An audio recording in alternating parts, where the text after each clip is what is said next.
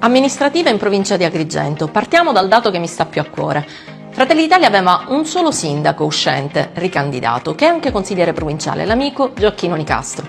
A Casteltermini vinciamo, nonostante le divisioni nel centrodestra artatamente alimentate. Vinciamo e ci rafforziamo, riuscendo a eleggere 6 consiglieri comunali su 8, per cui i miei auguri di buon lavoro a Gioacchino Nicastro e i miei auguri anche agli eletti Serafina, Nino, Alessandra, Teresa, Carmen, Carmelo. Auguri anche agli assessori che saranno designati. Buon lavoro! Ci siamo rafforzati anche a Cammarata, dove abbiamo dato continuità alla buona amministrazione di Mangiapane. È stato riconfermato Nazareno Reina e gli si è affiancata l'elezione anche di una giovane entusiasta che è con noi da diverso tempo, Flavia Rossotto.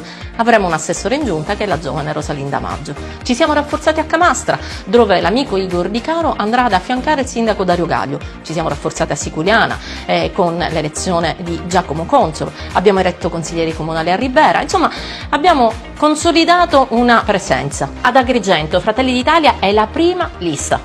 Un risultato sorprendente che registra il migliore risultato di Fratelli d'Italia in queste amministrative in tutta la regione siciliana. Siamo riusciti ad ottenerlo grazie alla nostra classe dirigente, ai giovani, alle donne, ai professionisti che si sono candidati. Certamente hanno trainato il buon Piparo, che è stato il più votato in assoluto con quasi 900 voti. Spataro, che ha superato gli 800 voti, ma così come Gramaglia, Ciulla, Laura Vento, ma anche grazie ai tanti che si sono candidati e non hanno raggiunto il risultato. Sergio, Gabriella, Gioacchino, Giusi, tanti amici che Fratelli d'Italia non dimenticherà, fanno parte della nostra famiglia e della nostra squadra. Siamo al ballottaggio, ecco la nota dolente. Qualcosa non ha funzionato se i voti di lista non sono riusciti a trainare il nostro candidato a sindaco Dino Alonge. Il nostro Luca Sbardella ha provato in tutti i modi durante le trattative a tenere unita la coalizione di centrodestra, ha anche proposto candidature autorevoli, ha cercato di convincere i partiti che stare insieme sarebbe stata una proposta che i cittadini avrebbero premiato. C'è stato qualche gesto di arroganza, sia da un lato che dall'altro, e siamo arrivati spaccati. E quando è così gli elettori ce la fanno pagare sempre.